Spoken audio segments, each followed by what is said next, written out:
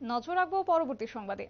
আগামী 8ই মার্চ নারী দিবস এবং এই নারী দিবসের আগেই এবার নারীদেরকে নিয়ে বা মহিলাদেরকে নিয়ে এক প্রকার জনসম্পর্ক করছে বিজেপি।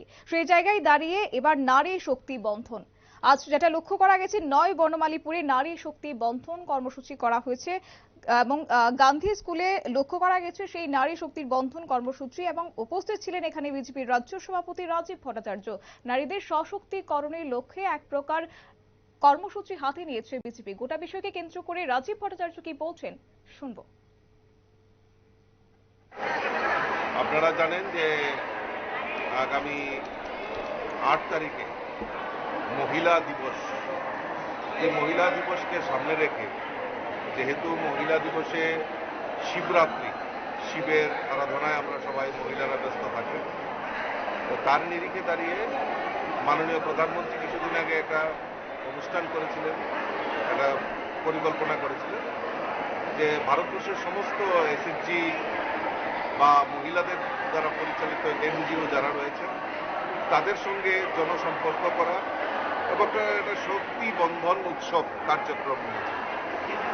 তো আজকে সমস্ত ভারতবর্ষের সমস্ত যারা এসএইচজি মহিলাদের দ্বারা পরিচালিত এনজিও এসএইচজি তাদের সঙ্গে শক্তি সংবাদ মাননীয় প্রধানমন্ত্রী, দেশের যশস্বী প্রধানমন্ত্রী নরেন্দ্র মোদীজি করবেন।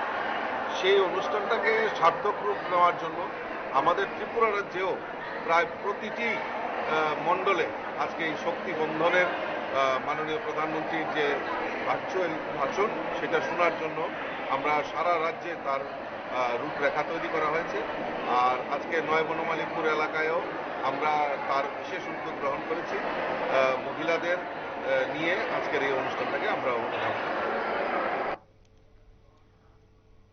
আপনারা শুনলেন রাজীব ভট্টাচার্যের বক্তব্য। এক্ষেত্রে আগামী 8ই মার্চ নারী দিবস এবং নারী দিবসকে কেন্দ্র করে মাননীয় প্রধানমন্ত্রী, ভারতবর্ষের প্রধানমন্ত্রীর যে সমস্ত তিনি যা বলেছিলেন যে এসএইচজি গ্রুপকে একত্রে মিলে এক প্রকার মহিলাদেরকে নিয়ে জনসম্পর্ক কর্মসূচি করা, সেই জায়গায় দাঁড়িয়ে রাজ্যে একই চিত্র লক্ষ্য করা গেছে। নয় বনমালীপুর মন্ডলের উদ্যোগে নয় বনমালীপুরে এই চিত্র লক্ষ্য করা গেছে, যেখানে সমস্ত এসএইচজি গ্রুপগুলোকে নিয়ে একত্রে মিলিত হয়েছেন এবং নারী শক্তি বন্ধন কর্মসূচি পালন করেছেন।